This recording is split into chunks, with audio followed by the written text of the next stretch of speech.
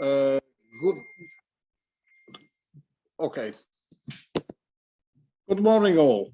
Welcome to our webinar with a very captivating title on unpacking the Green Deal Industrial Plan and implications for the energy industry. I am Roberto Zangrandi, and I am the Secretary General of EDSO, and I will be the moderator of today's event. Some housekeeping rules, and that are certainly on the slide.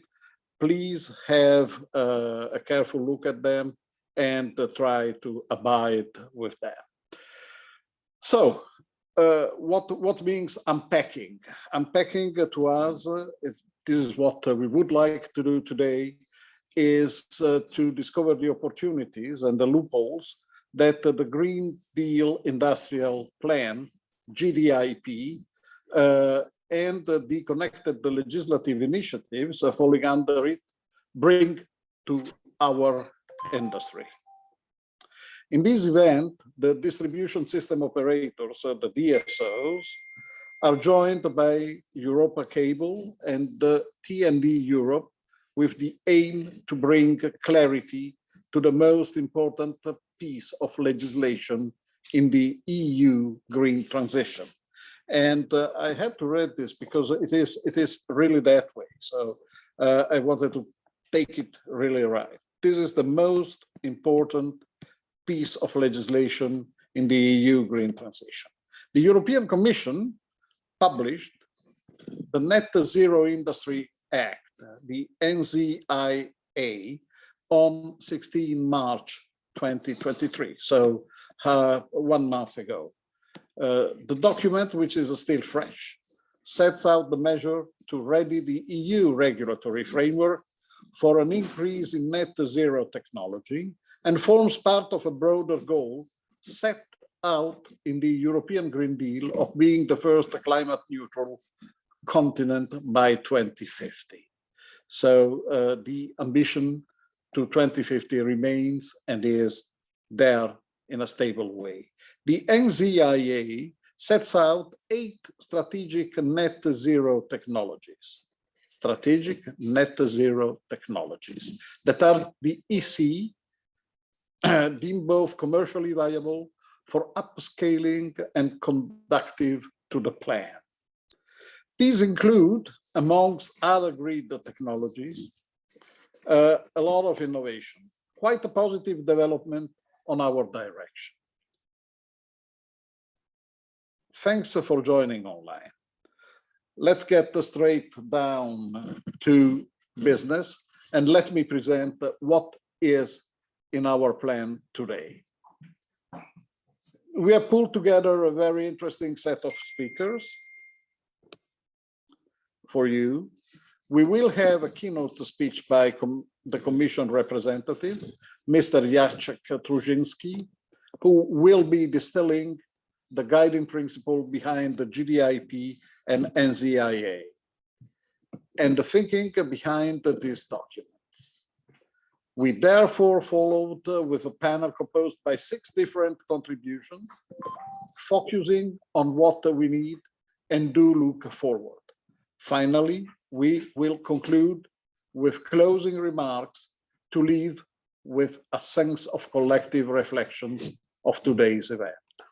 So, without further ado, let's wish welcome and offer our welcomes to our online stage. Mr. Truszynski, you have the floor. Thank you very much, Mr. Zangrandi, and thank you for hosting me this morning. Good morning, everyone. So I'm Deputy Head of Unit for Green and Circular Economy within DG GROW, that's the department of the Commission in charge of the industry. I specifically focus on supporting the industries connected to our climate transition. And currently, as Mr. Zangrandi outlined already, we are starting negotiations with member states and the Parliament on the Net Zero Industry Act. So I will say a few words of background about that and also present its main elements and try to link it specifically to your industry. Next slide, please. So here you can see a little bit the depiction of the background for what we have proposed. So the Green Deal Industrial Plan was proposed in February. Then 1 month later, we tabled one of the key components of this plan, which is the legislative proposal for a Net Zero Industry Act. The political, let's say, background for all of this is, of course, the dramatic events that we have faced as of last year when Russia invaded Ukraine, and then we decided to phase out our dependency on gas much faster, and so speed up the transition to a decarbonized energy system. It was the first event.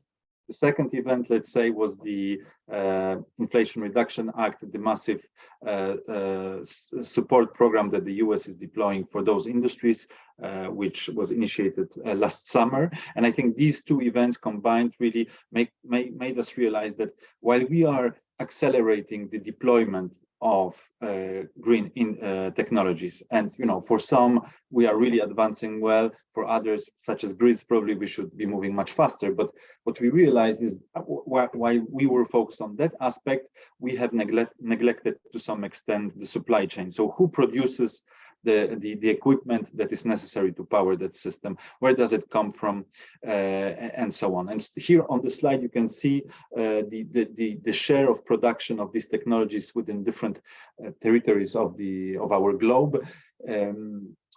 Here we talk about batteries, wind technologies, solar. I think grids are not depicted here, but for grids, I think we are also facing increasing dependencies. What you can see here on the slide is the red one is the Chinese production that completely dominates most of these segments. We are still strong in some of them, like heat pumps or offshore wind, but the worrying element here is the trend. So we are increasingly dependent on a single source of supply for those technologies, and that's why we realize that we have to do something about it.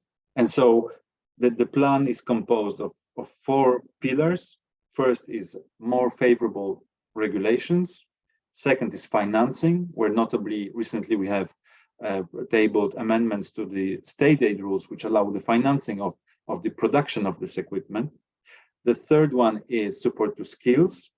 And the fourth one is international cooperation. And I think the Net Zero Industry really addresses all of them in a regulatory way. So I will focus on the Net Zero Industry Act. Next slide, please.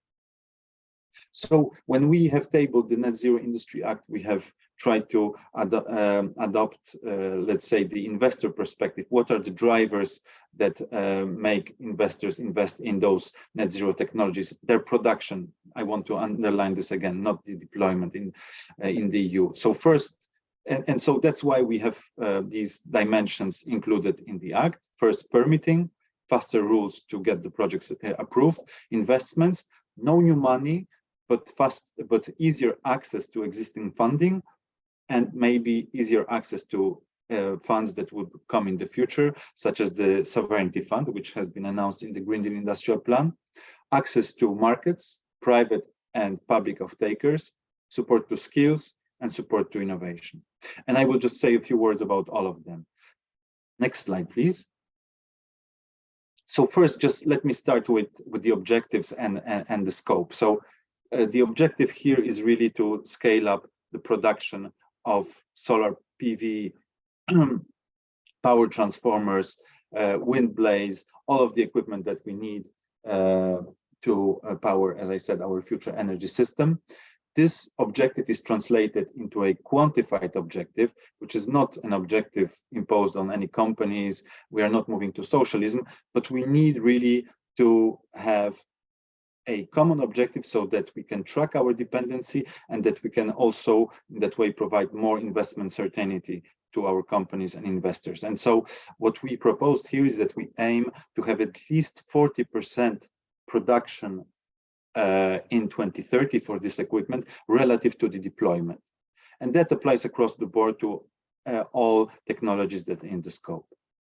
So now moving to the scope here on the slide, in terms of the technologies that are covered, we are basically one category, which is the basic scope, which is very broad, all technologies that we need for the decarbonization. Then we have certain strategic technologies that Mr. Zangrandi was already referring to, and I will come back to that. And these technologies are as was said, established on the basis of basically their importance in our transition to 2030, and also their exposure to certain risks of supply chain. And the last element I wanted to say here is about the vertical scope. So when we talk about our dependencies, we have to make sure that we not only produce the final products, but also the main components. And that's why in this act, we propose to cover final technologies, but also main components. So for example, if we talk about solar, that would be the wafers to produce solar. If it would be batteries, we talk about anodes and so on. So we want to scale up across the supply chain. Next slide. So coming back now to the different categories of technologies that we have in the Act, and the corresponding benefits that would apply to those technologies. First, we have the net zero technologies. As I said, very broad scope, all technologies basically that will play a role in our transition. What those technologies would benefit from, according to the Act: first, simplification.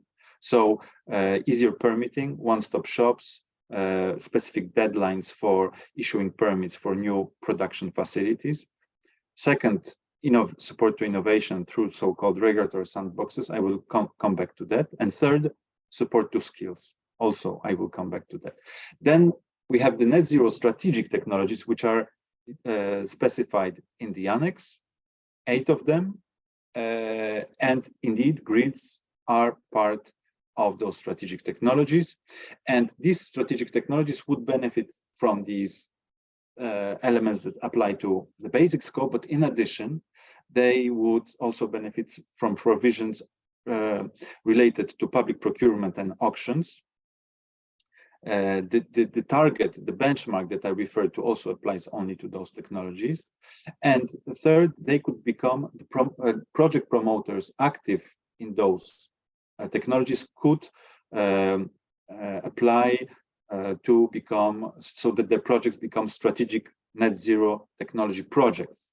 And if a project is qualified as such, they would benefit even from faster permitting than the basic scope, and they would also have easier access to finance. So we will have a platform with the member states and industry, and the project promoter from a strategic net zero technology sector could apply to the platform, where we will also have notably the European Investment Bank to help the platform structure financing for that project.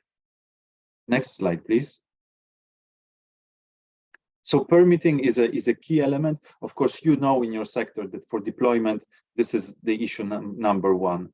But we also realize that when we talk about gigafactories, and we really need gigafactories to be able to compete with China, it also can take between 5 and 7 years to have a new production facility approved. And that's why we have put forward a number of obligations to member states to apply strict deadlines for issuing permits for these facilities, also to guarantee you easier access to information to interlocutors in the public administration through the so-called one-stop shops, and to simplify your life when applying all the different regulatory requirements that stem from the EU legislation, notably such as the Habitats Directive or the Birds Directive, that the corresponding impact assessments can be streamlined and simplified during the permitting process.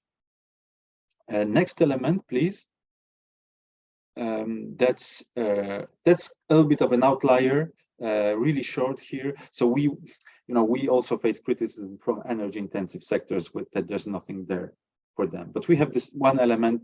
The hard-to-abate sectors need to move to carbon capture and storage, and one of the main barriers they face is the fact that there's no availability of storage sites in the EU.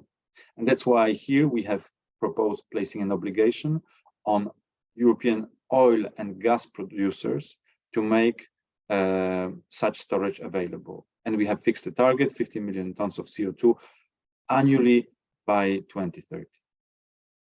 Next slide. Now, coming back a little bit to the elements that maybe are more directly relevant to you: public procurement, auctions, support schemes. As you know, in the US, they have the Buy American provisions, which are clearly not in line with WTO. What they say is that the WTO does not apply because it's a matter of security, national security. In the EU, we have a different approach. We still want to uphold our obligations to WTO. So despite calls from some member states to have Buy European, this is not a viable option according to the Commission. So we need we proposed something, a more, let's say, subtle and sophisticated way of recognizing resilience and strategic autonomy in our procurement and in our auctions. And so what we propose is that when public authorities procure directly some equipment or organize auctions for green power, they have to take into account resilience considerations. So where the equipment comes from. In those technologies where we have a 65% or higher dependency on a single country, member states would have to give a specific weighting to resilience considerations, not only price, when they award the contract. So this is very important. Next slide. Skills. Of course, in all of these sectors, we know that we face big skills shortages. We have deployed for batteries a model which is so-called European Battery Academies, where we provide basically. Sorry, someone is not muted. There's an echo. Anyway, I will try to, I'm almost done. And so we want to apply this model more widely also to your sector. So we would provide basically standard vocational training packages that would then be applied in member states and to somehow make the availability of skills relevant in those sectors more widespread. We also propose some measures on the portability of skills. So in your sectors, whenever there are regulated professions, we want to require member states that the skills in one country are recognized in other member states as well. And final element I wanted to mention here, next slide, innovation. So all this is about really supporting, let's say, market-ready technologies, because what we realize is that we support deployment, we support research and development, but we don't support the element in the middle, which are mature technologies. But in the in the long term, we will not be competitive without innovation, and that's why we have proposed provisions on so-called regulatory sandboxes. This is an innovative way of regulating certain markets, applied already, for example, in artificial intelligence, where you basically establish a zone where project promoters can derogate from certain rules to test their products, to get the products ready to be marketed. So in your sector, you could imagine, for example, that the public authorities would allow to derogate from certain privacy requirements when you deploy innovative smart energy management solutions. And this would reply, so whenever a project promoter active in those sectors would need a specific regulatory sandbox to be established for them, the public authorities would have to apply that. And I think I have one last slide on governance. But on governance, what I just want to say is that we will establish this Net Zero Europe platform. We want to work closely with member states, but also with the industry. We have, a lot of experience already in my unit working through different industrial alliances, batteries, hydrogen, solar, and we want to kind of apply this way of working with the industry at a broader level, also helping the industry finding off-takers for their products, help industry establish supply chains across the EU market, and so on. So these are the main elements. We have started negotiations, as I said, recently, but we know that both the Parliament and Member States want to proceed fast. So hopefully we'll have an agreement before the next Parliament elections. And, we are really looking forward to also working with your sector to listen to you and hear whether maybe some adjustments to what we have proposed would be necessary. Thank you.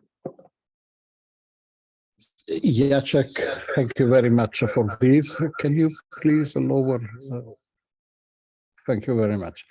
We are all in a in a boardroom here in Paris because Bouchel and I and Remy are gathered at Kennedy's in Paris this morning, and we have got some technical difficulties in getting in line with Zoom, which is not an authorized platform here. So we are a little bit so amateurish in the connection. So Jacek, thank you very much. It was not only a very good surprise, but a very high professional pleasure to listen to your keynote, and to be so let's say surprised to some extent that the Commission puts such an engagement in having these things carried on and done. And this anyway triggered a couple of questions to you that I will ask you to reply in a very concise way, just to put the right focus on things. And it is about the implementation of the acts that you presented. There are some concerns that are raised by stakeholders in our industry about the impact about driving strategic technologies under these accelerated times and items. How would you respond to this concern? So the concern is impact about the driving strategic technologies under these accelerated times. Just between the brackets, EDSO is questioning itself on 36 key technologies from fundamental to disruptive that will influence the DSO industry in the near future. So this is question number one. And question number two is that we know, all of us here in this webinar, how challenging it is to have a fast track in permitting the development of these technologies while new legislative frameworks are in progress. What are the potential challenges that you see ahead to develop grid technologies in the run and on the way we reach the electrification and the net zero targets? Very short answers. Complicated questions, but very short answers. All right. Thank you very much. Very good questions. So starting with the second, indeed, permitting, we already hear it in the Council. Two issues there. First, the interplay with local and national rules. And second, administrative resources. And there, what we tell member states is that they have to adjust their local and national rules. If they want to have these industries in Europe, not in China, they will also have to dedicate more resources to the departments processing those permits. The first element, speed with strategic projects. I mean, here the aim is to go fast indeed. That's why we have chosen a regulation, not a direct applicability. And that's why we have identified certain sectors in the annex, including your sector, to be able to focus where we really need to focus. Thank you. Okay. Thank you very much. I am told that there are 3 questions in the chat, but I cannot see them. Maybe, Seni, if there is something relevant, you can take the microphone and summarize the 3 questions for Jacek. Yeah, sure. 2 questions. Good morning, everyone. 2 questions are related to the regulatory sandboxes that you mentioned. So first, it's in terms of timeline, and then the second question in relation to that is how deep we can get into the sector regulation to propose a sandbox. If you can please react to that, it would be more. Yes, thank you. I mean, the regulatory sandbox, I think there are certain deadlines applicable there. The important element is, as I said, first, in terms of timeline, that it's a regulation. what we propose. So once we have an agreement with the Parliament and Council, it will be directly applicable. And second regulatory sandboxes. So there's indeed this obligation for public authorities to set those at the request of project promoters active in those sectors. And then I think there are some deadlines for granting the decision. I can't remember at the moment what exactly these are. In general, we want to move fast with this act. Thank you very much. And obviously, you are welcome if you can stay for the rest of the panel. We have a little change in our agenda. Christian Michel, chairman of EDSO, has asked the floor before the panel debate. And please, Christian, I know that you had a few remarks to offer to the public here. Good morning, all of you. I just check if you can hear and see me. Yes. Yes. Okay, thanks very much for joining this webinar commonly organized by EDSO, Europacable and TND Europe. Thanks, Jacek, for your very impressive presentation. I say impressive because it was both very concrete, yes, from permitting to innovation and governance. And secondly, impressive while it shows clearly that the Commission is strongly committed to this key issue of supply and the GTIP. It's a quick, absolutely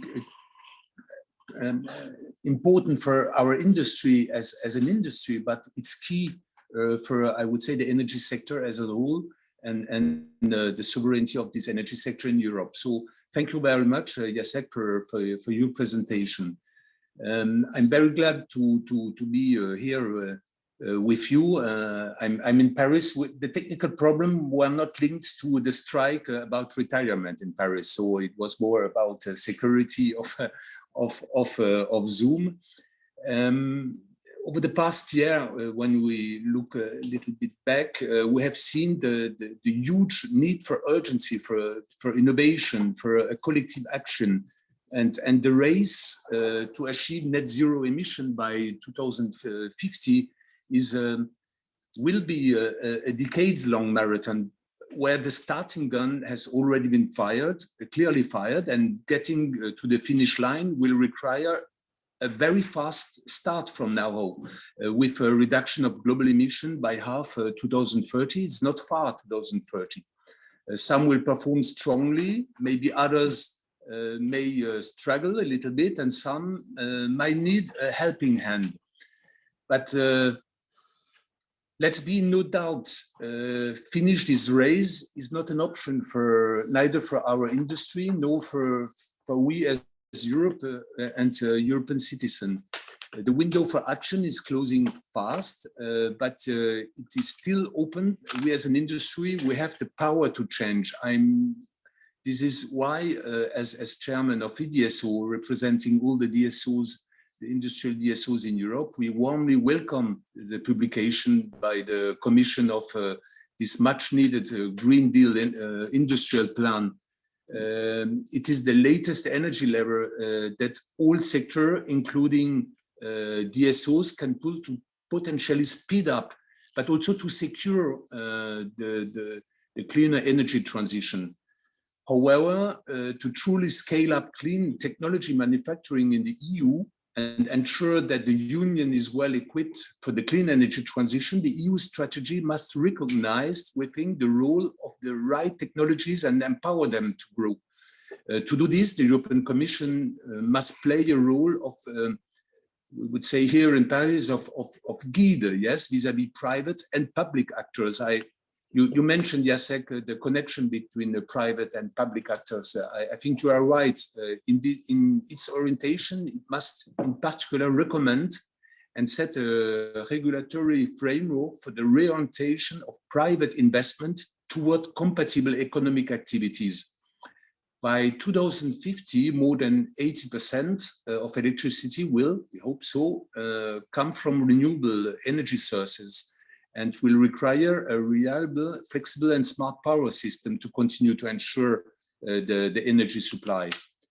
This is why Europe electricity networks, which are, I see that also colleagues from a transmission company, this transmission network are connected. We welcome them because the network is one system, distribution plus transmission. We are the backbone of European energy system, and we facilitate the energy transition. So this technology we use as a grid operator must clearly be recognized in their role of securing energy supply, achieving climate neutrality and guaranteeing competitiveness and economic efficiency. For this, DSOs need grid technology made in Europe. We are, as you know, only to remember one figure which you know very well all around this table. Yes, we do need probably more than 400 billion euro investment up to 2030, 400 billion euro. And to secure the supply of all the equipment, we do need, and this message I can express, I hope so, at least also on behalf of Europacable and T&D Europe, we do need made in Europe equipment, which entails that the manufacturing facilities shall remain on European soil. This may sound somewhat protectionist maybe, but the world has changed, yes, in the last 2 years. It's not a question of protectionism, it's a question of sovereignty in Europe. And the second topic you mentioned, I think it was in the chapter 5, yes, the question of skills. You are right. Because it's another key issue relates to skills. The industry plan of the Commission rightly highlights this essential role of reskilling and upskilling, but may the text misses a little bit in its proposal the importance lifelong learning. We as companies, yes, we have to tackle these lifelong learning issues in areas crucial for DSOs.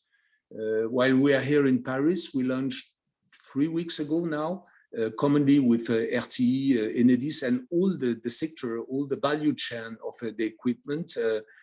We say École de la transition énergétique, a school, if I try to translate, a school of energy transition. So to skill up and to help all the people to be on the right place with the right skills. The good news is that Europe can approach today's challenges with confidence. We are one team. Whatever the company we come from the Commission, we have with the Commission, I think, a very good and very positive and active cooperation. Europe has probably the best and at the same time most intricate electricity system in the world. We can be proud of this, managed by very experienced grid operators, both TSOs and DSOs. So we certainly upload inclusion of grid technologies in the list of the strategic net zero technologies. It has been showed. This is a very good news. Such an inclusion acknowledges the vital role of electricity grids and infrastructure in achieving the Green Deal objectives. But we expect also that grid technologies to cover a wide range of technologies at the electricity distribution level. This was the remark made by Roberto just before. So if I, in my last sentence, maybe a little bit, maybe provocative, I would say that the regulators, generally speaking, including the Commission, Europe should deliver more carrots and less stick to energy industries, especially today.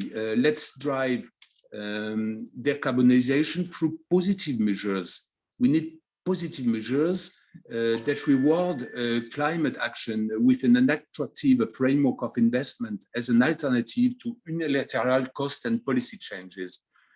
Now it's time for a powerful industry policy that tackles this core framework condition holding grid technology back.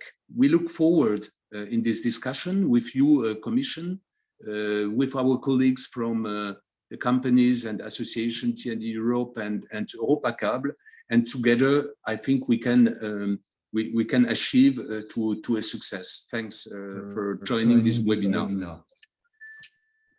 Yes, and the thanks must be extended to the over 130 participants that are connected to this webinar. Thank you for your attendance. Let me introduce now the panel that will discuss this. It is made by our, let's say, powerful and important stakeholders and key persons in the area that we are discussing. We shall start with Philip Offenberg. Philip Offenberg is a senior manager at Breakthrough Energy, and maybe we'll spend 30 seconds telling us exactly what is Breakthrough Energy, which can be very interesting for the participants here. Diederik Pereboom will then follow. Diederik is a good friend, the Secretary General at TND Europe, one of the key stakeholders and cooperators in this webinar. And then Volker Wendt, Secretary General at Europacable, another strong and important stakeholder and partner for this seminar.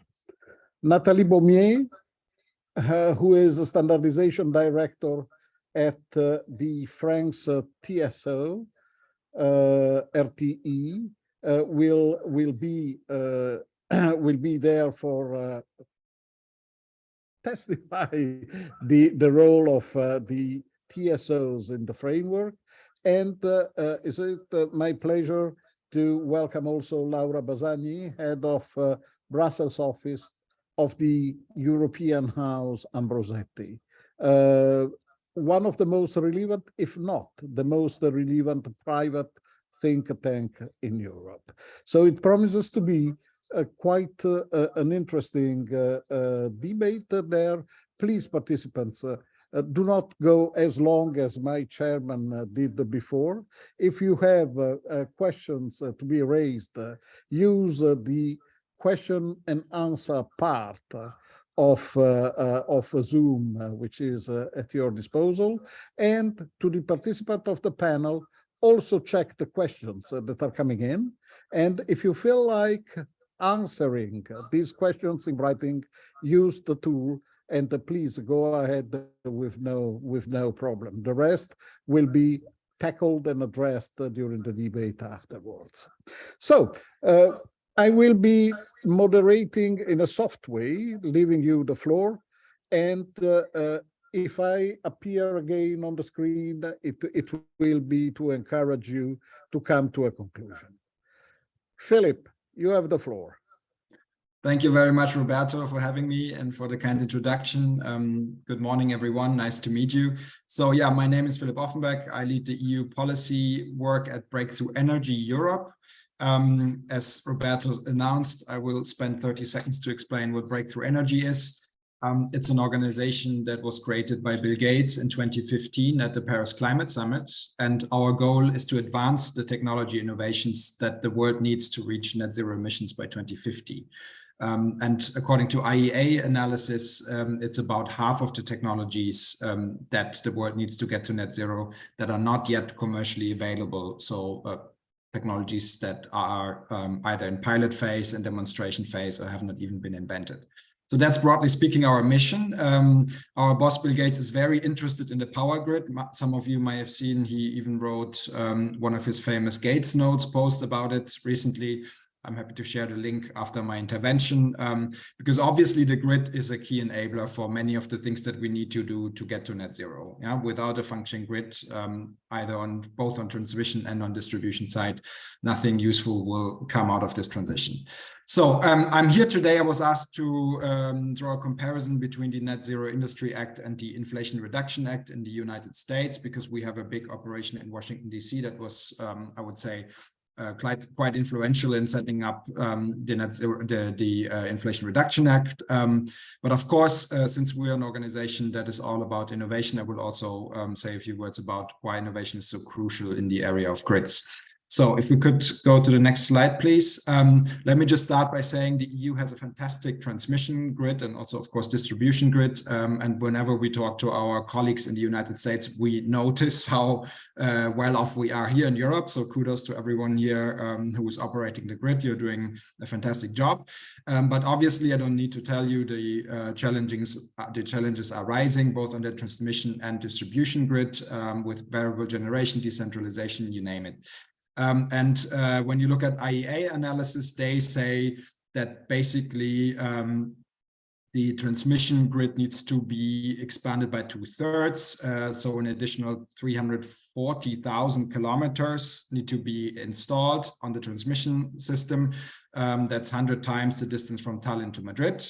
And then for the distribution system, it's even much more. It's 3.7 million kilometers of distribution grids that need to be added. So, and that is all assuming that we're just using state-of-the-art technology and nothing new, nothing innovative. Can we go to the next slide, please? So there are innovations that are both relevant for the transmission system and for the distribution system, technologies that can help European power grids to address key challenges. So there are technologies that allow for dynamic line rating, modular power flow control, superconducting technologies have been under development, and all these things can help reduce congestion, reduce line losses and associated costs. And overall, on aggregate, they also allow to reduce the need for the new infrastructure. Huh? So the 10 times Tallinn to Madrid, you might be able to reduce that quite a bit if you install technology that can just grids, cables that can just transmit more than the state-of-the-art technologies that we've installed now. And there are also very important developments, of course, on the distribution grid. For example, new technologies that allow grid operators to measure system strengths of distribution grids in real time with really high accuracy to prevent faults and to really make sure that system strength is at the right level. So Breakthrough Energy, as I said, is all about innovation. Our venture fund, so we don't only do policy as I do, but we also have a venture fund that is invested in several grid relevant startups. You see them on the slide. There's, for instance, TS Conductor that's pioneering high efficiency conductors for electricity grids. Reactive technology provides critical data for power grids, so the inertia measurement that I just mentioned, and then VIR is developing a new approach to use high temperature superconductors for transmission. Yeah? So just to give you an idea of the areas that Breakthrough Energy is invested in and working on. So now we go over to policy. Next slide, please. Just to say we were very pleased with the mention of grid technologies in the Net Zero Industry Act. So the grid has, I think, always been an area that hasn't really received the right policy attention. But the Net Zero Industry Act obviously is a very high profile European Commission document. It's not just a staff working document or something. It's a key document of this presidency, and grid technologies are among the 8 strategic net zero technologies. And that's in itself a big success. We're really happy about this, that grid technologies finally receive the attention that they deserve. The Net Zero Industry Act will help accelerate permitting, but of course for manufacturing, even though also there are good developments with the Renewable Energy Directive that will also help the grid. You know all the rest here. I might also say that, of course, there were also positive provisions in the electricity market design reform that was presented shortly before the Net Zero Industry Act, thinking here specifically of the shift to a toll tax approach for grids. Yeah, but now if we could go to the next slide, I will talk about the Inflation Reduction Act. So much has been said and written about the IRA. How does Europe's answer compare to it? So the Inflation Reduction Act is sort of a long-term climate investment plan, and it provides uncapped sizable public funding. And this uncapped nature was, of course, one of the things that infuriated colleagues at DG Trade also. But basically, we're talking about a range of $400 to $800 billion. And I think most importantly, there's predictability. Yeah? So you're able to tap into this funding for about 10 years. And of course, the big advantage of the US system is this built-in simplicity to have one single federal level scheme, and that can also support along the entire supply chain. So now we've all heard a lot about tax credits under the Inflation Reduction Act, and those are covering certain technologies such as hydrogen, renewables, renewable fuels. Those are direct tax credits. That's of course very attractive for business if you fall in that category. For transmission technologies, for grid technologies, there are no direct tax credits, but they are supported through a $2 billion scheme for direct loans for construction and modification of transmission that is deemed to be in the national interest. Then there is a $760 million grants program for permitting and siting and for economic development in communities that have transmission bills. There's $100 million for modeling and analysis. Yeah? So this is what's in the pot for grids. It's not very big. But yeah, when we compare both packages, I think a plus side for the Net Zero Industry Act, if it's implemented well, is permitting, because that's not really addressed in the Inflation Reduction Act. But then, of course, also the Net Zero Industry Act does not yet include a lot of financing in itself. Besides, of course, where it's announced that the Commission will rededicate existing pots of money, existing funding instruments. But there's no fresh money so far behind GDIP and Net Zero Industry Act.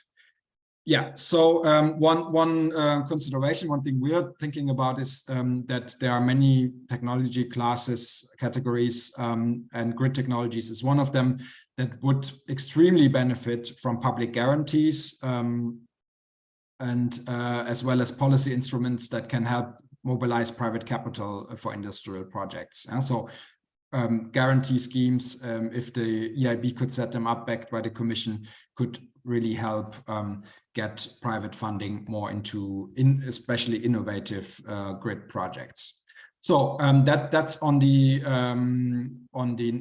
Inflation Reduction Act. If we go to the next slide, I will close with something that we're doing here. So Breakthrough Energy is not only betting on policy, we also launch our own initiatives to accelerate the uptake of clean tech innovation. And I just want to introduce you to the latest initiative that we launched.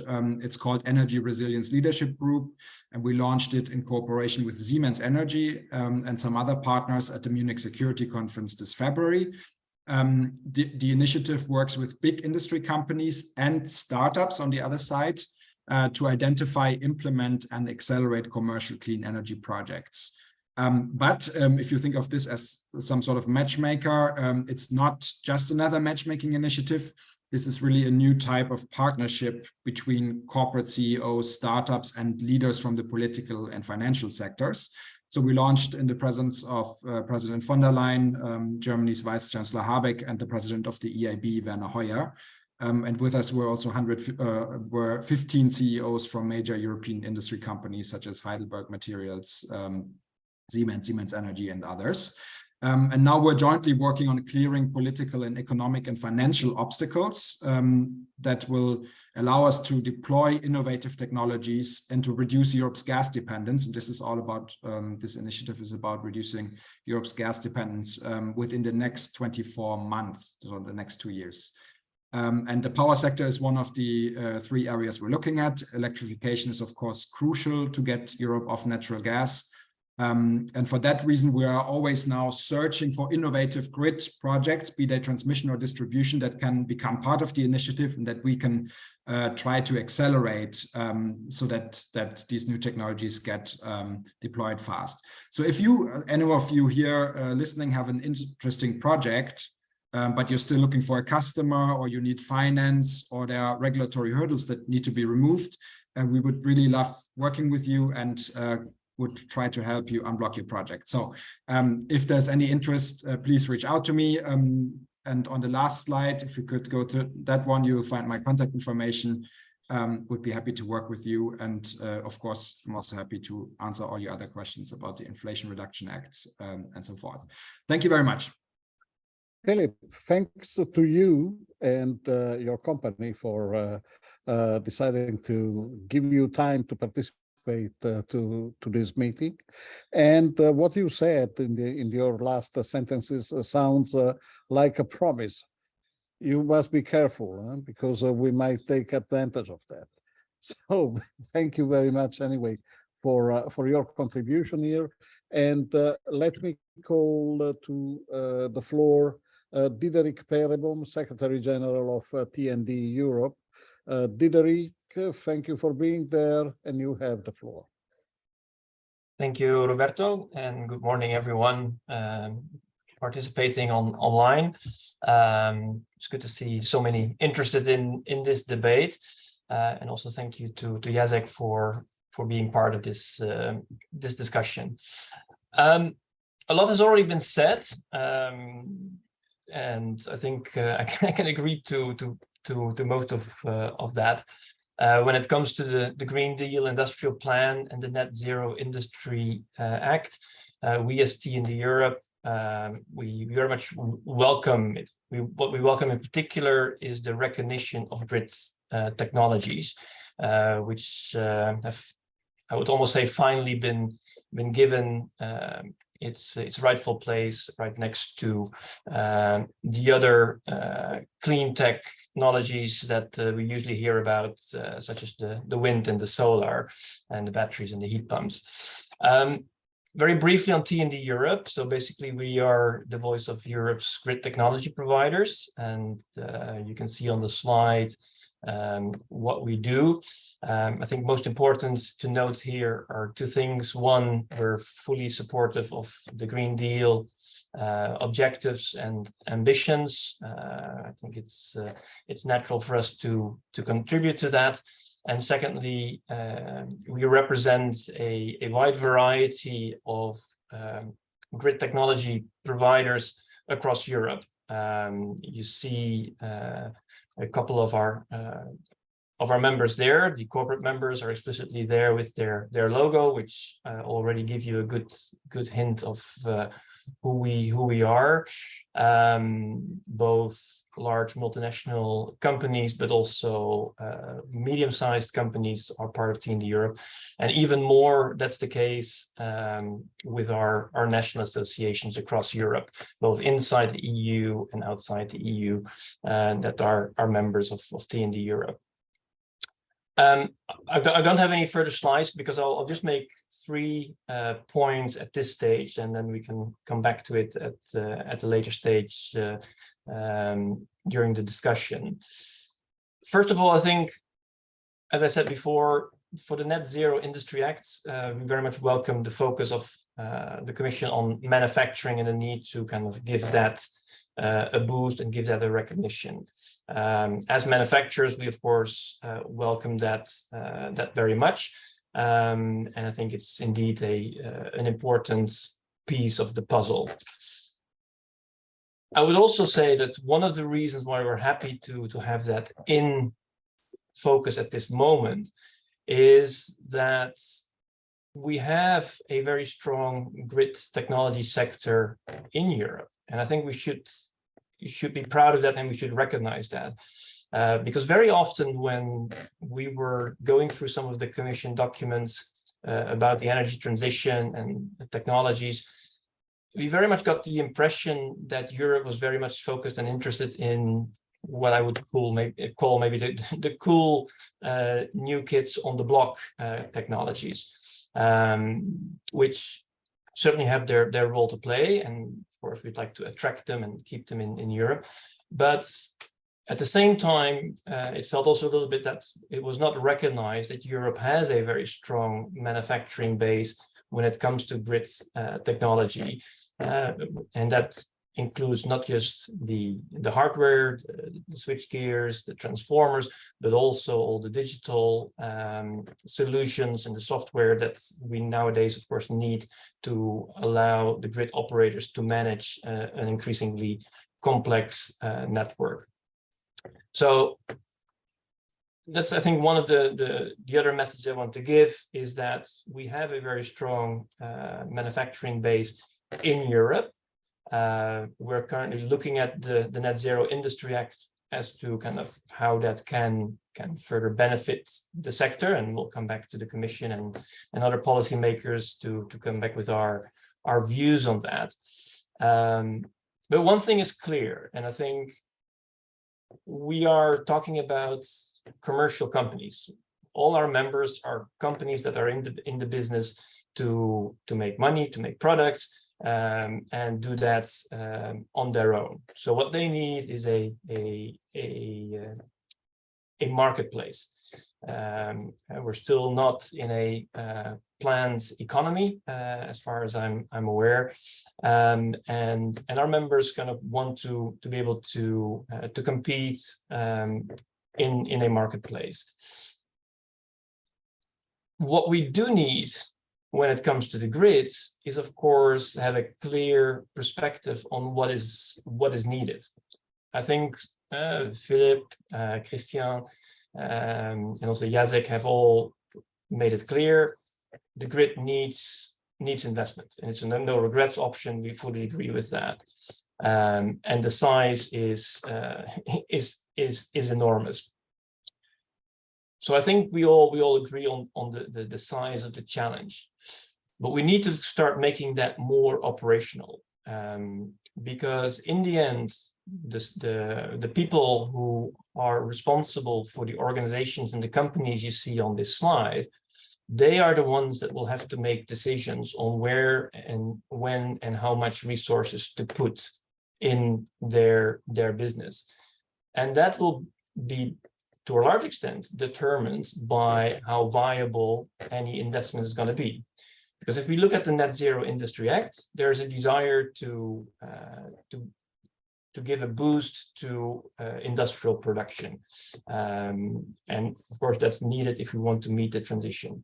But an individual businessman needs to make the case to his board and say, we're going to open a new factory, or we're going to expand our current factories, and I want to invest in this because I have the certainty I can recoup that at a certain time.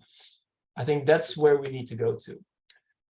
For that to be able to happen, there is one very important element that our members are asking, and that is have a more predictable outlook on what is needed exactly when. And this is something that we're already working on. And Roberto, you are fully aware, of course. I think you could even be seen as the initiator of this. Basically, we're looking for ways in which the DSOs and the manufacturers can come together and say, okay, what do we need? What can we provide? And how do we do that? So this is a bit of a new way of working together. So we're finding our way, but we're making good progress. I think everybody realizes that that is needed, because as much we would like, it is at the moment not. It's not enough for a business to invest large amounts of money and dedicate large number of people to something that is uncertain from a financial point of view.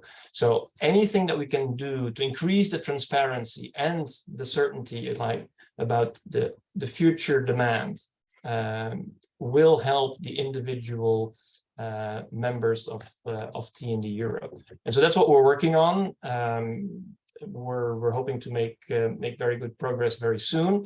But I think we should not think that the Net Zero Industry Act is the last and missing piece of the puzzle. It only makes sense to open new factories if you have a clear perspective on how much those factories will need to produce and how much they can turn over. So I think that's a key point that I'd like to make here. And I would also say, and then it's up to the manufacturers and the businesses to organize their supply chains, to make sure they get the right people. And of course, on all these points, we would very much like to see where we can work together to facilitate and overcome some of the current obstacles. And then the final point I'd like to make is we're basically talking about an overall business environment. But we should also like to point out that there are some inconsistencies in other parts of what the Commission is currently doing. For example, the EU taxonomy, a very important part for attracting investments in the sector. There, grid technologies are about to be covered. However, they're not going to be able to be considered fully aligned because of some criteria that basically prevent them from doing so. So that's just one example of where we would like to also have a broader discussion with the Commission if we want to be serious about strengthening the already strong technology sector for grids in Europe. Let's also look at some of the other pieces of work that are currently going on and see what we can do to remove some obstacles there, so that this industry can continue to thrive and support the Green Deal and Europe's energy transition towards climate neutrality. So I'll leave it at that for the moment. So I'll hand over to you, Roberto, and happy to be part of the discussion at the end when all the other colleagues have also had the chance to speak. Thank you very much, Diederik, and thank you very much for having into that the cooperation we started and that we at EDSO hope to bring to a conclusion pretty soon in order to leave not a legacy, but a clear mandate for the next Commission. And something like that, and something pretty important is also underway in terms of dialogue with Europa Cable. And this is something that I would like to point out for our participants. You have here on the screen 3 associations partnering for this webinar, whose interest is in the industrial core, in the industrial capability, in the industrial value chain and added value of our members' industries. And this is quite important also to be underlined for the institutions and for the other participants here.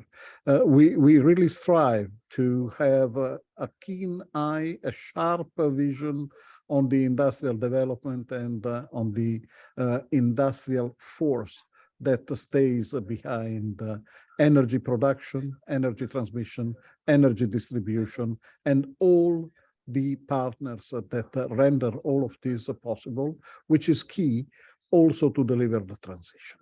So now I would like Volker Wendt to intervene and take the floor. Volker, please, you have your word here.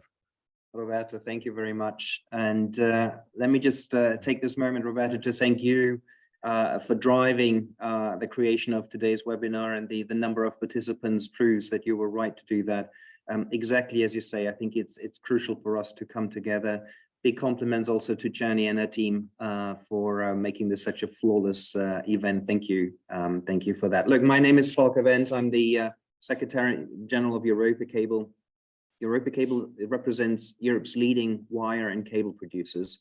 We cover the full range of power cables, so anything from powering your laptops and screens that you are looking on to the wiring in the houses, all the way to the high and extra high voltage underground and land power cables that we will need to empower Europe's decarbonization.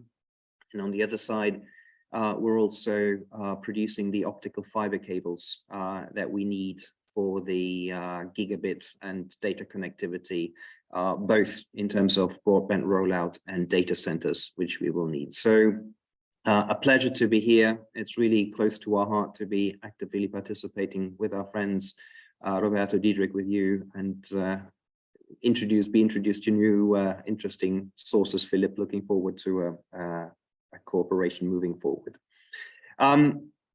Looking at my notes here, a lot, and it's Roberto, next time we need to maybe find some more challenging partners on the panel, because I think every bit and every pieces of the puzzles which my previous speakers have put forward really come together to a nice and beautiful picture.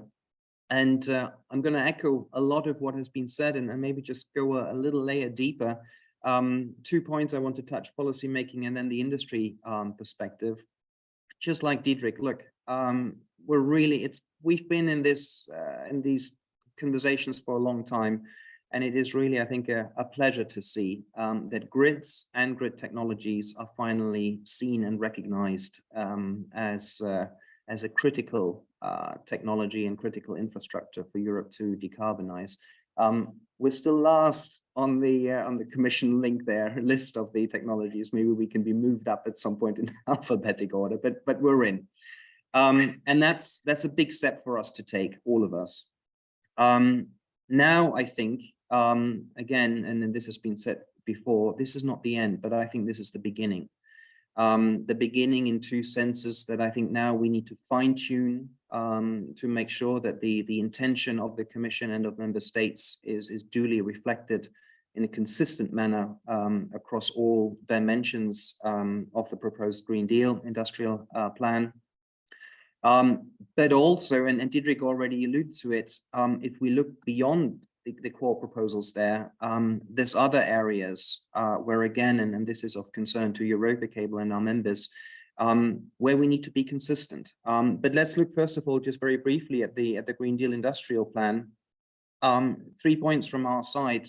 One, yes, grid technologies are in, but I think it would be helpful if Article 3 gave a much more clearer and precise definition of what grid technologies include, both in terms of physical infrastructure and smart grid technologies. This then, in a sense, needs to be directly reflected in the temporary crisis and transition framework to be consistent. And with a view to the Critical Raw Materials Act, Roberto, we've been discussing 90% of the cables that are used in the distribution systems are made out of aluminium. On the transmission side, this is somewhere between 70 and 80% that the underground and submarine cables have an aluminium conductor. Yet at the moment, aluminium is not included in the list of critical raw materials under the proposed act. So here again, speaking of consistency, I think we've got fine-tuning to do. Looking beyond that, there is three policy proposals again where we need to ensure consistency. Diederik already mentioned taxonomy in the draft or in the official draft published Friday a week ago. Cables and grid technologies are more clearly mentioned. That's very much welcome. However, again, CBAM, I think it's been mentioned before. Again, boiling down to aluminium power cables and the critical role that they will have for our future energy infrastructure. Producing aluminium cables under CBAM in Europe will become more expensive, yet important finished products into the European Union will not be covered. So we need to include downstream products such as cables when we revise the proposal end of 25. And the last item, which is of key concern to us at the moment, is the authorization of lead. On the 12th of April, ECHA concluded and published its recommendation to include lead, the metal, in the Annex 14 for authorization under REACH. We need to be aware that lead at the moment is without alternative as an internal sheeting, protective sheeting in submarine cables to protect high and extra high voltage submarine cables against moisture and water ingress. We need to find a way, as Europacable, of course, we recognize the concerns related to lead and do not question these. But together with our friends from NSOE, we have studies, we have made investments, investigations to show that because the lead sheet is an internal integrated part of a submarine cable, there is no leakage from the lead used in this application. And if we want to continue with the decarbonization ambitions and connecting offshore wind farms and have submarine interconnectors, we need to find a way to continue using these technologies. So my first piece from the puzzle from a political perspective is wonderful. It's really, we welcome and we are grateful that grid technologies and grids are finally recognized. And let's now make sure that this intention and this commitment is consistently applied across a wide array of policy initiatives, which the Commission and Member States and European Parliament, of course, are currently working on. The second box I want to tick is the industry perspective and fully echo what Diederik said and also Christian. You mark my word here, made in Europe for Europe. Look, from a cables perspective, the companies are not very well known, but I really would like to underline that, to name just the big ones, Prysmian Group, NKT, Nexans, they are the world's leaders, European-based companies. They are the world leading cable technology firms, both in know-how, in volume, and in innovation.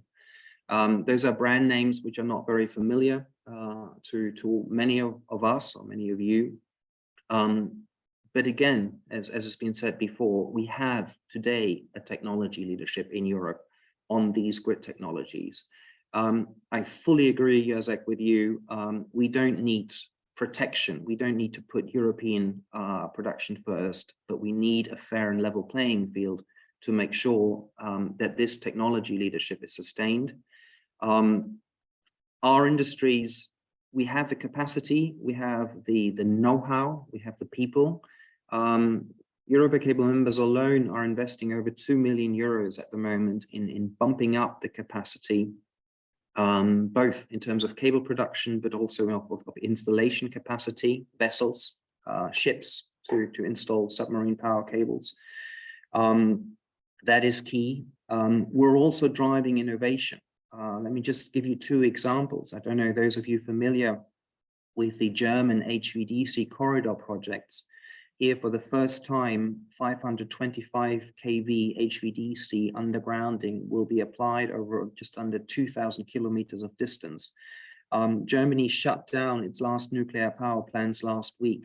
These projects are crucial to secure the security of supply for Germany. They're coming late because permitting, Jacek, again, you mentioned it as the #1 bottleneck, has delayed the implementation thereof. Cables have been produced, are being produced, are waiting to be installed. But we've got communities along the lines and other projects being, or installation being delayed. This needs to be addressed. The fact that through innovation, our members bumped the transmission capacity up to 525 from previously 320 kV, reduced in half the amount of cables needed. Because by now, with the 525, we can basically carry the same load through 4 cables and we don't need 8. Same is true if we look at offshore. At the moment, the array cables connecting offshore wind farms are operating at a voltage of 62 kV. Here in the short-term future, we'll be seeing development moving up to 132, thereby again cutting in half, reducing by 40%, almost in half, the amount of cables needed. So what I want to point out to you here is what has been said before. We've got the companies in Europe, we've got the know-how, we've got the expertise, we've got the investments, and we've got the innovation, which is key to delivering. But what Diederik said is key. We need a viable investment context for our members to make those investments last. We can't only think till 2030, we need to look beyond that. And another point, maybe as Europa Cable, which I would like to say, we're very grateful is the wrong word. We're very happy that we have cooperated with the European Commission last year, or for several years, leading to last year's decision of the European Commission to introduce anti-dumping measures against the import of single-mode optical fiber cables from China. We need to make sure this market is attractive because of the investment and because of the policy commitment to grow. We're all for competition, but it has to be fair and level. And I think all of us together need to have a very clear and watchful eye on what is happening in the market. So with that as a conclusion, and I think actually today's webinar is a perfect example thereof. We as Europa Cable are very keen to create what we would like to call a grid ecosystem. This is not about creating the grids and building the grids for Europe. It's not only about cables. It's not about transformers. It's not about smart technologies that we put at the end of the grid. All of that will be part of that. But we really need to build an ecosystem to make this happen. And I think today's call is a nice example thereof. We need the policy making. And Jacek, I think you're fully right. This is at 4 levels. It is at European level. It is at national level. It is at regional level, and sometimes even at local level, that we need to engage from a policy perspective to build those grids. Regulator has been mentioned before, industry we've talked about, and again here it's the full supply chain. Who are the people who are going to install the cables? Where are the ships coming from? What is the harbor capacity? Where are the raw materials going to come from? Where is all the copper going to come from? Is aluminium going to be secured? It's a full supply chain perspective that we need to account for. NGOs, climate change will only be, or defeating climate change will only succeed if we build more power lines, and we need to build them quickly. And we need NGOs and communities to endorse that and support that and come along with that. And for that, I think all of us, this is maybe something here, or a perspective missing in our conversation here today, we need to take those local communities along to ensure that there are no delays in the rollout of the projects, because those rollouts not only delay for the power line to go on stream for our industry, they also have a massive effect because we're globally planned through. And if one project, notably offshore, is delayed, that derails the entire rollout or risks to delay the entire rollout of a closely orchestrated program of where and when to deliver and install cables. Last point, Jacek, you mentioned it as well in your presentation, is skills. This is all about, at the end of the day, all about brains and hands to create, to shape, to innovate, and to build it. I'm glad, Jacek, you mentioned this. Also for our industries, skills and people is, maybe even a worrying bottleneck as we look into the future.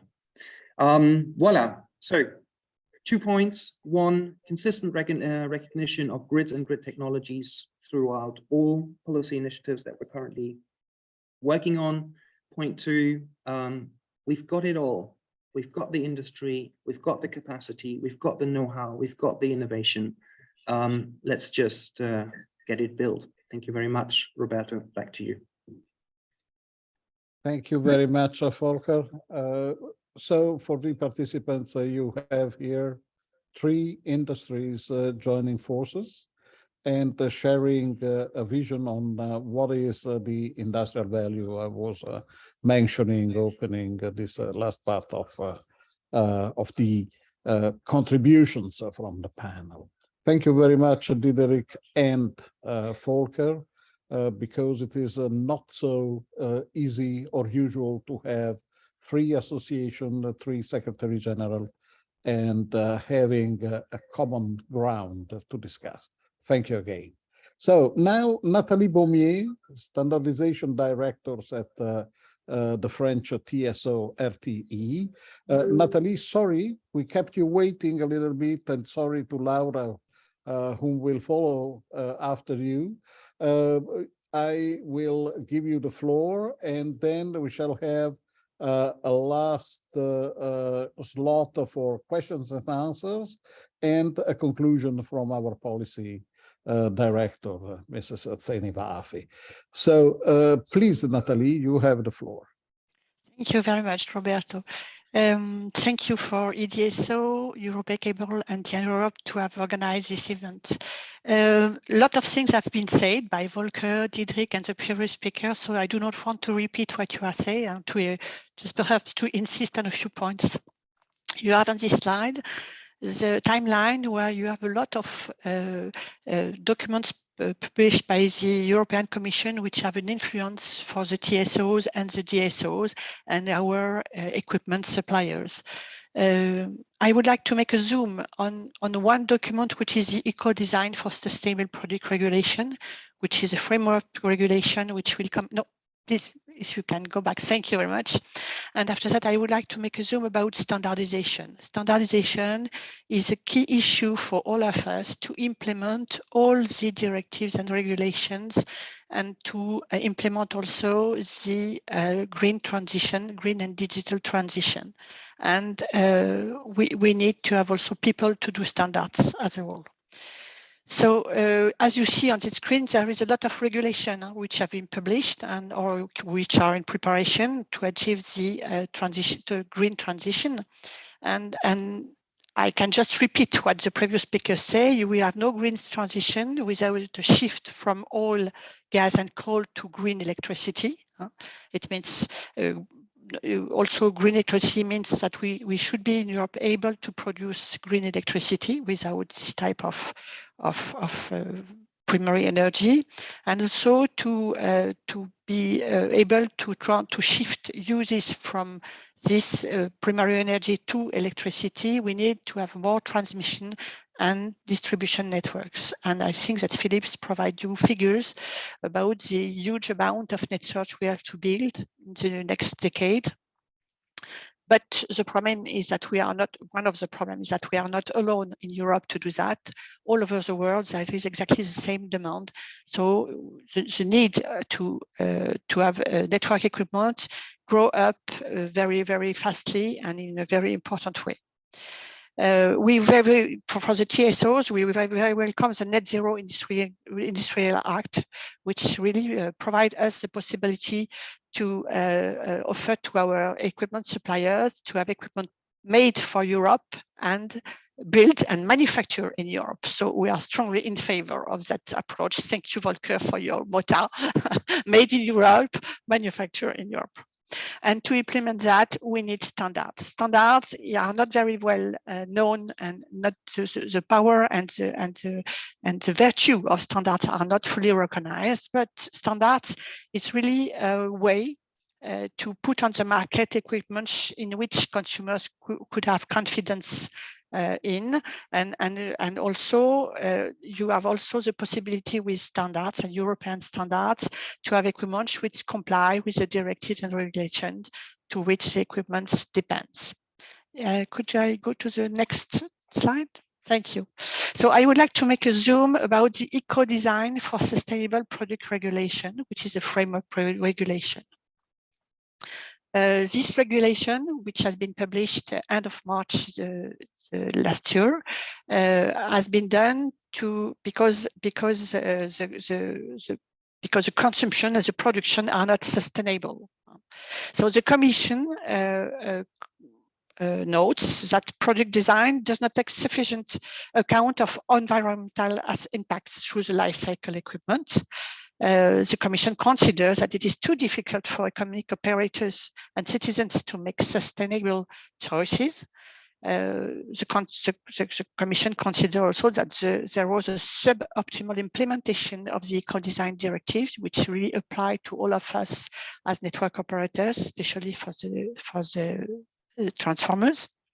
The Commission considers that there is a necessity to improve the sustainability, the durability, reusability, upgradability, and repairability of the equipment. And for equipment of the network, we really agree about that objectives. There is a necessity to better access to sustainability along the supply chain, because we observe that we have bottlenecks and real risk to have not enough copper or not enough aluminium to have the equipment we need to build the new network. And I think that the first speaker clearly demonstrates what the Commission put on the table to improve the legal framework to authorize companies as mine, or I assume this, or the DSO and TSO to buy this type of equipment by making possibilities to not apply the actual purchase law. To answer to that, the European Commission also sent a consultation which is open to mid-May, so within 1 month, about the new product priorities for eco-design for sustainable product. I can just invite you to answer to that consultation. I am not doing the promotion of the job of the Commission, but I think it's really the opportunity to all of us to explain what are our priorities. And if you have the possibility to answer to that consultation, I think it's a good idea. So this eco-design for sustainable product will have an effect for all the TSOs and the DSOs. The equipment we will buy in a clear future when the delegated acts will be published will be new products, new design products. Till now, I give you just an example. When we buy and design a power transformer, the main criteria to design the transformer was to have a low level of losses. So we increase the size of the transformer because when you want to have a low level of losses, you need more copper in your transformer. Now we face, due to the criticity of certain raw material, to obtain the certain raw material, we need to make a balance between the use of copper, the tons of copper we put in the transformer, and the level of losses in that transformer. So we need to design our equipment to answer to multiple criteria of optimization, and at the end, the conclusion will be we will have new equipment. And how can we check that this new equipment will be done according to what we require? We need standards to check that the equipment is in conformity with that type of requirements. So to do that, next slide, please. The Commissioner Thierry Breton created the high-level forum on standardization. Sorry, it's a mix of French and English, but I suppose everyone can understand. This high-level forum was created beginning of this year. It is composed of roughly 60 people, so 30 people from member states and 30 people from industry, and is accompanied by 3 Sherpas groups, one dedicated to environmental aspects, one other dedicated to digital aspects, and the last one dedicated to the resilience of the European market. This high-level forum, so we as an ecosystem, electricity ecosystem, we have a nickname in French, which is the Fait Électricité, the electricity ferry, you know, the Dufy painting, very well-known Dufy painting. We start to create a small ecosystem about electricity, and we propose an appliance of this team to this high-level forum, and we succeed to have the 5 people which are listed on the slide accepted in this forum.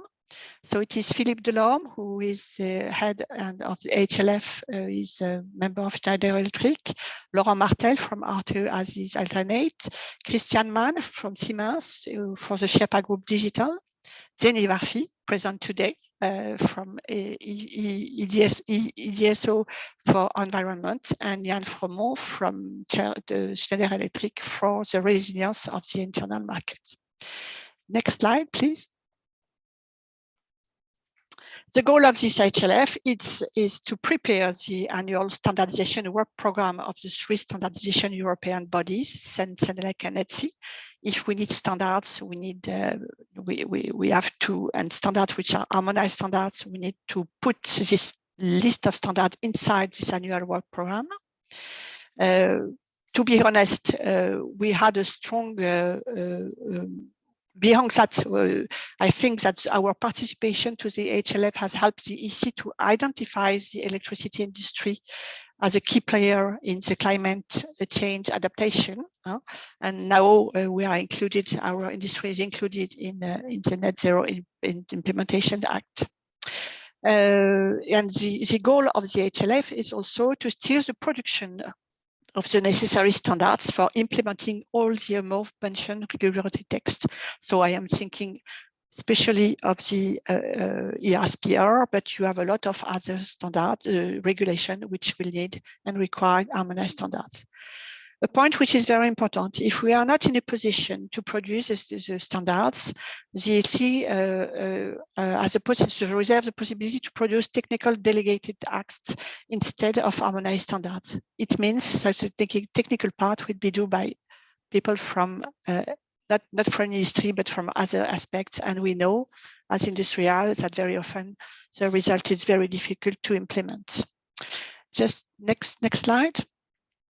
Just for memory, I don't know if you are very familiar with standardization, but standardization, to do that, we need harmonized standards. The harmonized standards can only be made by CEN, CENELEC, or ETSI, the three European standardization body, even if they can be prepared in common by IEC, ISO, or UIT, which are the international bodies in connection with the European one.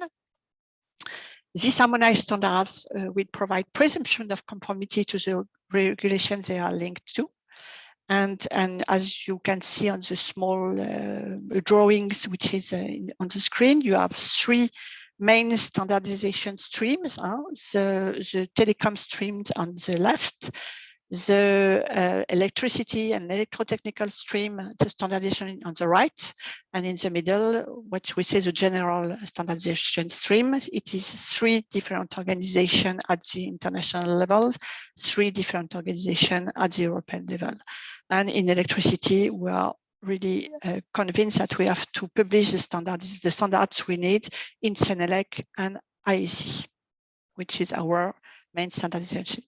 So next slide. So as a conclusion, it is essential to increase our engagement in standard setting work because the teams are present, we are actors of the same value chain and we must cooperate as explained by Volker, by Diederik, by Roberto. And cooperation between players at different positions is absolutely a necessity to achieve the optimum of the role and to avoid to have people which remain on the back and the side of the journey. To be very honest, this requires increased participation of TSOs and DSOs experts in standardization, especially non-French ones, which have been less active in the field of equipment standardization until now. So really, we need people who are really deeply involved. We need also to better face the risk because, as explained, you have a lot of regulatory initiatives in the way, and it considerably increases the exposure of actors to excessive, voire contradictory and counterproductive constraints. And the point examples have been provided by Volker and Diederik behind that. We have to increase our commitment in standardization and to increase our influence in regulation. And Sani, I have finished. Thank you. Thank you very much. No, thank you very much, Nathalie. It was extremely interesting because you know the topic of standardization is coming up as one of the most important element in the thread uniting the industries towards a better procurement and need and sales activity between what is requested from one industry and what can be offered by another one. And so the elements of standardization are certainly there as something that will compenetrate the evolution of any future cooperation among industrial sectors. Still, thank you for having brought it to the reality of transmission and to the electric industry. And we know for sure that there is an issue in this sense, also as far as distributors are concerned. Then, last but not least, as must be said, Laura Basagni, head of industry of business office of the European House Ambrosetti, and European House Ambrosetti, as I already told, is one of the most influential, if not the most important, private think tank in Europe. Laura, it's unpleasant to say, but we are running short in time. I know you. You are very much synthetic and sharp. Please take the floor and stupefy us. Thanks, Roberto, and thanks to you and Zeni for inviting me and for everyone who took the floor before. I'll try to keep it short and sweet, and the presentation is rather long, so you hear me say next quite a lot, just for the sake of time. But the idea was for me to present a study that we at the European House Ambrosetti have conducted in partnership with the Enel Foundation, actually before the publication of the Net Zero Industry Act in 2022. Some of the themes that have come up will show again, so this will kind of tied it up quite nicely, I think. The presentation, as I said, I will skip a bit, but I wanted to show it to you, give you a glimpse, because this is really meant as a tool to use, especially vis-a-vis national and local institutions, where often we find there are frictions in delivering on the promises of the transition, to communicate the importance and the urgency of the decarbonization process, and the benefits of a robust decarbonization process as opposed to a business as usual scenario, and some policy and practical recommendations. So if you go, well, next, and actually next again, and again. So just a couple of key messages to start. The first key message kind of as a background, and here I'll skip again quite a lot. So the idea when we started it was to underline the fact that to reach our climate ambitions, we need to become climate neutral by 2050, but actually there is still quite a gap between ambitions and realities. So in the next slide, you can see that definitely decarbonization has grown increasingly at the heart of the European policy-making process. And we all know that in the past 4 years, but especially in the past 2 years. And in the next slide, we see how the ambition is being revised upwards, starting with the Russian war of aggression in Ukraine. That said, as I was saying, in the next slide, we see the trajectories here for the European Union in general, and then in the next slide for Italy and Spain, which are the countries that the study focused on, in terms of the difference between, in this case, we see reduction of greenhouse gas emissions, but also we've studied the gap between ambition and reality with RES penetration and energy efficiency. In any case, in this case, with the emissions, we can see that the trend is very different when we compare the ambition and the actual path that we see ongoing. In the next slide, the next key message as background information, again, for the study is the point about energy dependency. And so in the next slide, you see how European countries are rather dependent on energy imports. In the next slide, we see the kind of the composition of the energy mix. And then again, in the, not the next slide, but the next again, we see the structural dependence on gas, particularly in the Italian case. And in the next slide, we see instead the deployment and the kind of like RES deployments in different countries, and how that trend is ongoing. In particular for Spain, we've seen that in 2020, with an acceleration of the authorization processes, this has sped up a lot, and that has helped the country to reach its energy independence goals. And then in the next slide, we get to the key message that is really at the core of the study. That is the point that when comparing different scenarios for the decarbonization process, and we've compared basically two scenarios. One is the so-called low ambition scenario, where we take the national plan indicators that are currently followed in Spain and Italy, and then we compare them for 2030, and then we compare them with the actual goals of the Fit for 55 strategy. And then so this is for the low ambition scenario, and then in the net zero scenario we actually use again like the Fit for 55 goals. In this case, is always more desirable to go for the net zero scenario rather than the low ambition scenario, not just in terms of like sustainability and climate ambition, but also in terms of investment and return on investment. So the main point is that it is economically more viable to go for a more ambitious and more and deeper decarbonization process rather than the other way around. So in the next slides and the one next, you can see what I was talking about. So the way that this was built in terms of methodology.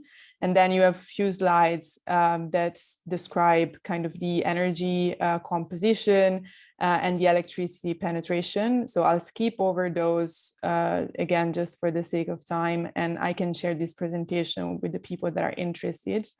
So we also in the study measured other indicators, so not just the economic indicator that I just mentioned and that we can see in the next slide, the one next, thank you, but also the social benefits of a more robust decarbonization process. So social benefits defined as number of jobs created and economic benefit defined as GDP for investment ratio. And we can see in both cases that a net zero scenario is more desirable. In Italy as well as in Spain, we got the same results. So you can see exactly in this slide. Then in the next slide, you can see the actual savings in public health expenditures connected with the reduction of pollution. And again, a net zero scenario is much more desirable than a low ambition scenario. And in the next slides, you can see the level of energy dependence that can be achieved through a net zero scenario rather than a low ambition scenario for the Italian case, and then in the next for the Spanish case. And then finally, the reduction in gas intensity of GDP, again, for the two scenarios. So we then moved to policy and practical recommendations for different sectors. And you can see it in the next slide. I will not go into the different sector, but focus just briefly on the power sector. Obviously, the strategy to enable the net zero scenario is electrification of final consumption as much as possible, making sure the electrification is powered through renewable energy sources and supported by a reliable storage system and smart power network, which goes to the core of the discussion that we had today. Two of the prerequisites that we identified were to ensure predictability, stability and transparency, and consistency at the European, national and local level. This has been mentioned already by other panelists, and also supporting the industrial production of green technologies while supporting industry in the shift far away from fossil fuel subsidies and the financing of new technologies. And in the case specifically of the power sector, the simplification of the authorization procedure for RES, obviously this has been mentioned many times, so I will not focus that much on this. But the other point that was briefly mentioned and that we also stressed a lot in our study was the point on involving local communities. So involving citizens directly into projects as prosumers, for example, but in alternative with a more of an involvement of the private sector into the community life with the sharing of profits and a more tight collaboration between private and public sector at the local level. Promoting energy efficiency through demand-side management and stabilizing the power network, something that again was already mentioned. So I'll just finish with 2 points that we are looking at going forward with a next study that we're working on value chains. And that is on one side an analysis on the opportunities for friendshoring or nearshoring, as you want to call it. And so analyzing especially the opportunities for collaboration between Europe and Africa. Something that has been mentioned in the chat as well, to address the raw material shortage and analysis of circular value chains that can be envisioned within Europe in order to make sure that we don't need to import continuously raw materials that we don't have, but actually finding circular solutions to decarbonization problems. And I think I'll stop here so we have some time for discussion. Thank you. Laura, you have been extra rapid and quick. Thank you very much. The study promises to be interesting, and if your promise of sharing it and put it on at the disposal to the participants is maintained, I think that more than one will be happy. Thank you very much for that. And now, before proceeding to the conclusion, so we still have some 10 minutes. Let's go for a short question and answer, but really short. I will summarize the questions that we have got in our question and answer space here, and to the panelists, I would like you to behave like in a televised quiz. You just say, I can answer that, but you answer as a telegram, please. So, first of all, question to the panel rather than to the commission. Jacek is still with us, I see. And if he's really there, well, it could be for him anyway. Concerning the provision about not more than 65% originating from a single source in the public procurement procedures. Would grid investments be falling into this category? Jacek, are you there? If you are not there, we carry on. Yeah, Jacek, unfortunately. I'm still here. Okay. Yeah, great, well, Jacek. Thank you very much. I don't in know. A telegram. Maybe it's a question rather to your industry experts. I don't think that in grids you have such big dependency, but maybe for some components it is the case. Okay, very good. Maybe Roberto, I can say something about it. I mean, I don't know the exact answer to this. I think our members are still looking at the proposal and all the details, because there's a lot to digest.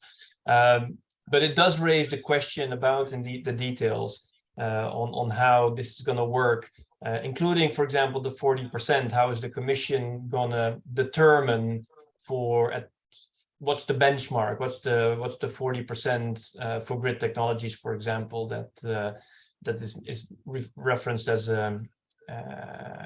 as a provision in the text.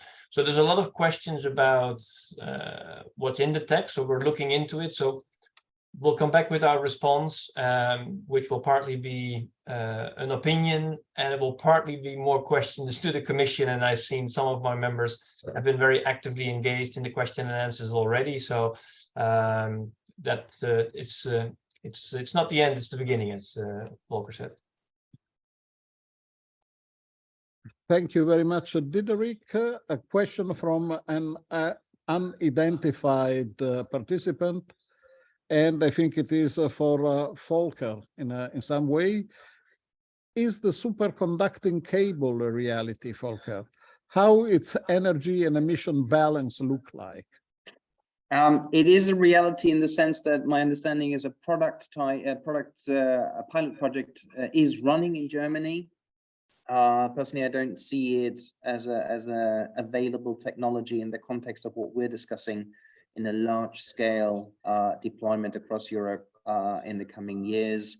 I have no numbers at hand on the energy and emission balance. Very good.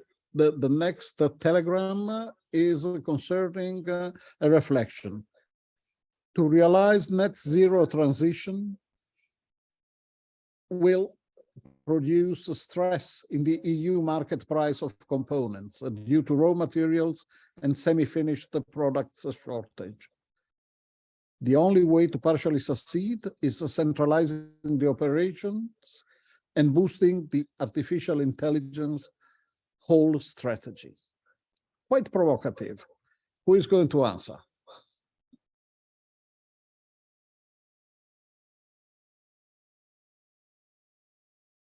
Well, the first part, if is going to push up the prices of semi-finished products and raw materials, maybe Diderik, you can offer one thought.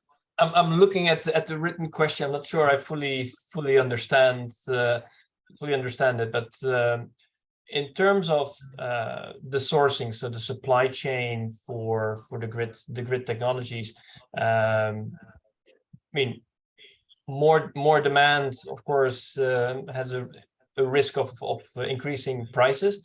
I think when it comes to raw materials, there's another proposal the Commission launched at around the same time, which is the critical raw materials document. So we'll need to have a look at that as well. In terms of the artificial intelligence, I don't fully kind of know how to place the reference there, but maybe it's something we can do in a follow-up afterwards. I think maybe Roberto, just one very short remark from my side on the first part on the raw materials, which we have not touched upon in the discussion here today. I think, or just a little bit with Philip, I think we need to be aware of the fact that the ambitions and the objectives that we are setting ourselves for Europe need to be seen in a global context, and that there is also other parts of the world who are striving, which is good, don't get me wrong, who are striving for the same ambitions, and notably then coming back to the question with a view to raw materials, industrial production products, that will play an effect.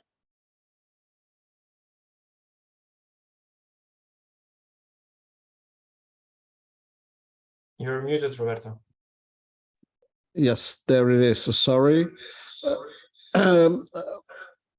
Another question, which is always on the industrial side, and maybe also the rest of the panelists may take here a reflection, is rather general, is coming from Anna Wisniewska. How will the provision on preventing more than 10% cost escalation when applying non-price criteria to renewable actions work in practice? At the time when bids are submitted, wind, solar, etc., project developers might not have full visibility of the equipment and components used, both in terms of source, of supply, and costs. So this is quite an intricate question, and is very crucial on the industrial point of view. If anybody feels so brave to attempt and try an answer of these, we might conclude here with one final question to Philip Offenberg.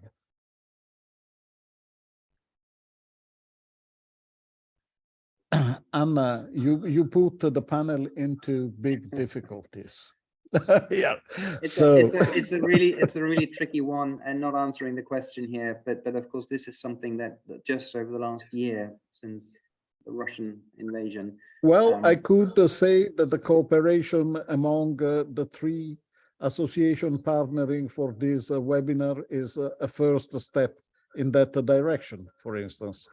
And so making things visible is something that it is already a good starting task. So Philip, Laura, and hold on just a second, and Natalie, one final recommendation, one word. Philip. Yeah, hi. One final recommendation on what exactly? No, on the industrial cooperation and on the main suggestions that have come out from this webinar. Okay, well, yeah, I think we all tend to agree that innovation is crucial, and I think that really needs to be the focus. It was just said again, it's an enormous challenge in terms of what needs to be deployed in the future. So let's be very smart about what type of technologies we'll put in the ground in the future. Okay. Now let's think about what's emerging and not what's there already commercially available. Perfect. And a curiosity, what was the role of Bill Gates in your organization? The role of Bill Gates in our organization, he founded Breakthrough Energy. Okay. Are you talking about Breakthrough Energy? Yes. Yeah. Okay. Yeah. Thank you very much. That was in the question that was quite curious, and since we had the pleasure to meet you for the first time here, it will be just the first time. Remember that, you promised. I would like happy to come back. Very quickly, Natalie and Laura, one word, and then we go to Zenivarfi for the conclusions. Come and make standard with us. It's a good cooperation between our electrical ecosystem. Good. Laura? I'll pick up on the last point that I made. So I repeat myself, but circularity and finding circular solutions, especially to shortages in Europe, I think is essential. Thank you very much to everybody and the participants at CENI. You're wrapping up. You have the floor. Sure, thank you to everyone. Thank you, Roberto. Trying to switch on my camera. I'm encountering a problem. Sorry for that.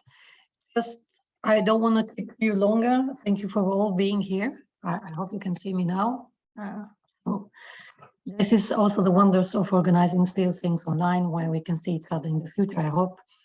So just to recap, it's time for us to leave each other today, and I really congratulate the speakers for the insightful contribution that they made. It has been quite a journey on different variation of the same act, specifically to the Commission that drew us and brought to us some insights about what is the main intention after the Net Zero Act and how the implication will be specifically in our sector. But I was also to thank the attendance, the audience that has been online with us for 2 hours. And thank you also for your patience since we are running out of time. Before we split and before I wish you to all of you a good rest of the day, I would like to bring to your attention a few messages that were brought, like overreaching messages that were shared by our speakers. To come with the first one, that it was mentioned by our chairman that we are in a decade of long marathon net zero, and we need not to give up right now. This is important because we are running and this is a race against the clock. We need to keep up with the challenges ahead of us, and this entails speed. So that for the first time, we as industry, we are faced with the challenge of being not only the effort to increase or in order to reduce the greenhouse gas emission, but also to be quick enough. Then get together. This is the event shows us that more we are getting together, more we collaborate, the better the message gets through. And it also shows the fact that Europe does not lack energy, liability, or the skills needed, or the industry which is ready for it, but it's more the structural changes and the boost and the recognition of European manufacturers, but also the funding that supports this kind of challenging in order for the manufacturers and grid industry to absorb all these challenges. Then at some point, skills were mentioning, and indeed, skills are necessary because it will be about people. And I echo here, Volker, it's not about how fast and fancy technology we have. It's also about bringing up the people and the knowledge to build that kind of technology. And we all supported and we applaud again the Commission that included the grid technologies in the list. So this is already a good step ahead for us.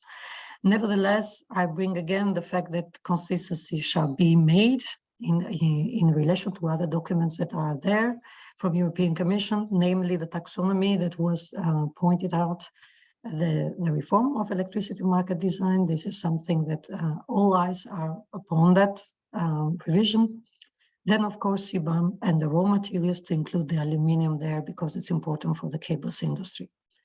Innovation is the key word. It has been always in our sector, so there is no kind of enlightening there. So we'll keep the innovation up, but we need to be aware, as Philip pointed out, that they come with a challenge, and we need to face the challenges that come with innovation at the same time. Now to conclude, and I want to say that innovation or the emission reduction or any challenge on the green transition is about people. So again, let's keep the ecosystem that works for people. Thank you again for your time and wish you a good day.